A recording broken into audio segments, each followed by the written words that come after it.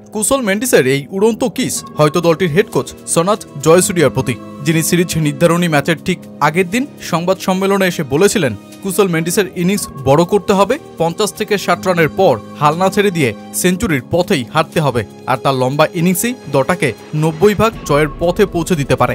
বাংলাদেশ দলের জন্য তখন বিপদ সংকেতটা স্পষ্টতই ছিল। ঘরের মাঠে অপ্রতিরোধ্য কুশল মেন্ডিসকে থামাও আর সিরিজ জয়ের স্বপ্ন দেখো, কিন্তু এ তো বাংলাদেশ।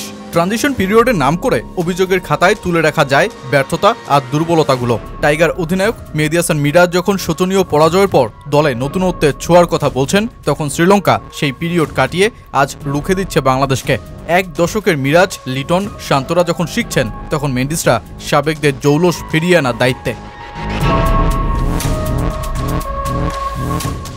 বাংলাদেশের ব্যাটিং ঝলক যেন ফিনিক্স পাখি, যার বিরলতম দৃশ্য দেখার জন্য প্রচণ্ড সৌভাগ্যের প্রয়োজন। যেই ওয়ানডে ক্রিকেট কোনো এক সময় তুলনামূলক শক্তির জায়গায় ছিল টাইগারদের, সেই শক্তিও আজ হারিয়ে যাওয়ার পথে। 50 ওভারি ক্রিকেটে 50 ওভার টিকে থাকাই যে দলটার এখন বড় চ্যালেঞ্জ হয়ে দাঁড়িয়েছে।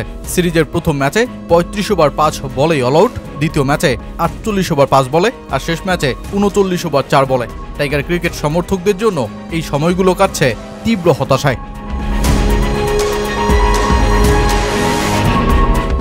চোখের সামনে কুশল মেন্ডিসের 124 রানের ইনিংস, কোনো অস্বস্তি নয়, রীতিমতো ডোমিনেট করেই খেলে গেলেন টাইগারদের। কোচ বলেছিলেন উইকেটে টিকে থেকে লম্বা ইনিংসের চিন্তা করতে, মেন্ডিস সেই কথাই রেখেছেন। সতর্কতা আর আক্রমণের মিশ্রণে ম্যাচজয়ী ইনিংসটাও খেলেছেন। সাথে অধিনায়ক চারিতা আসালঙ্কার সাথে লম্বা জুটি গড়েছেন, দলকেও জিতিয়েছেন। শেষ 6 ওয়ানডেতে 2 সেঞ্চুরি, ঘরের মাঠে শেষ 8 ওয়ানডেতে 103 গড়ে ব্যাটিং। 2024 থেকে এখনো পর্যন্ত ওয়ানডেতে সর্বোচ্চ 1145 রান। আর তার এই সাফল্যের পেছনে কোচ সনাথ জয়সূরিয়ারও তো অবদানটা কম নয়। তাই তো মেন্ডিস বলছেন, দ্বিতীয় ওয়ানডেতে আউট হওয়ার পর আমি বুঝেছিলাম সিদ্ধান্তটা ভুল ছিল। ওটা সহজ উইকেট ছিল না, আমি তখন সেট ব্যাটার ছিলাম। আমি বেশিক্ষণ টিকে থাকলে ভালো হতো, সেটাই আমাদের হারের কারণ। হেড কোচ ও ব্যাটিং কোচ আমাকে বললেন, যখন রান করছি তখন বড় ইনিংস খেলার চেষ্টা করতে হবে। আজ আমি সতর্কতা আর আক্রমণের মিশ্রণে ব্যাট করেছি, যা আগের ম্যাচের চেয়ে আলাদা ছিল। শ্রীলঙ্কা যখন গ্যালারি ভর্তি স্টেডিয়ামে বাংলাদেশকে সিরিজে হারিয়ে সাফল্যের উদযাপনে, তখন বাংলাদেশ পার করল আরেকটা শিক্ষণীয় অধ্যায়ের ক্লাস। পারভেজ হোসেন ইমন আর তানজিদ হাসান তামিম বাদে দলের বাকি ব্যাটাররা বেশ অভিজ্ঞ।